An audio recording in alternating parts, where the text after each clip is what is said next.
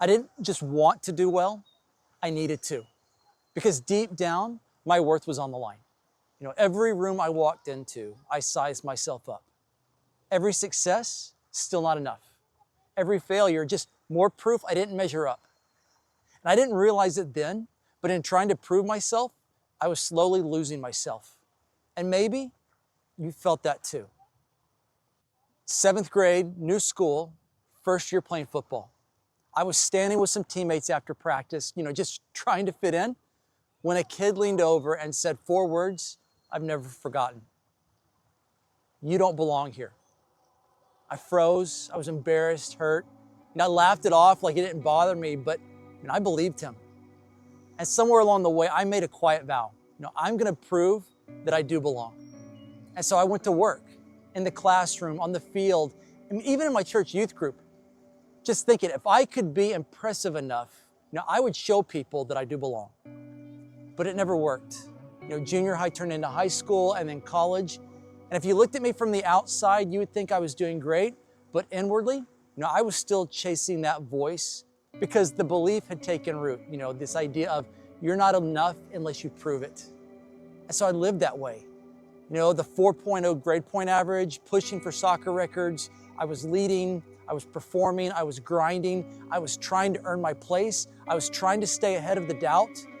And I carried that mindset into adulthood, into my coaching and my teaching, my pastoring, parenting, trying to be everything to everyone. That wasn't until last year. It finally caught up with me. I was coaching high school soccer. At the same time, I was leading a youth ministry. I was raising my family, and all the while, I was battling some heavy symptoms from a recent relapse I had with my multiple sclerosis. I was exhausted, physically, emotionally, spiritually, but I just kept pushing, still performing, trying to prove that I could handle it. And I hit a wall. And I was dry, and I was spent, and I was just running on fumes.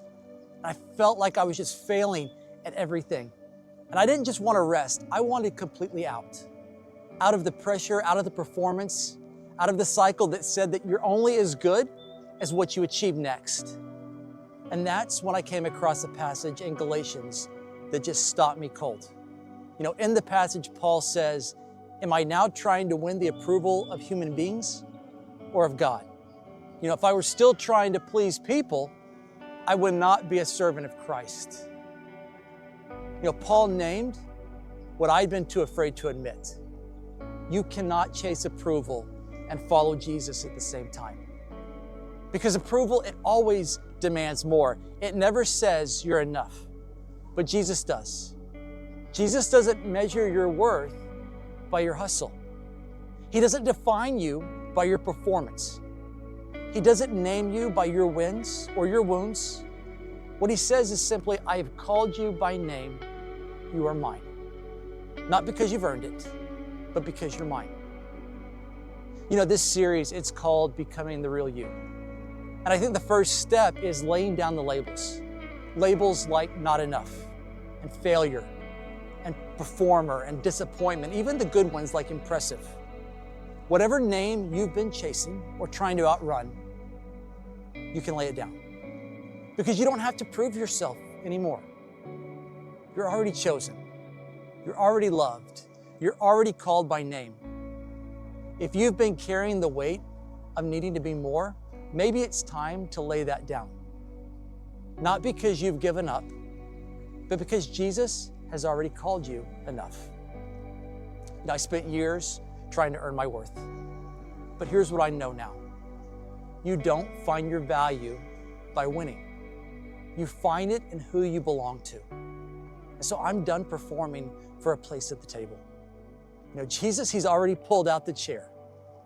And if you're tired too, maybe it's time to stop trying to prove yourself and start living like you're already chosen.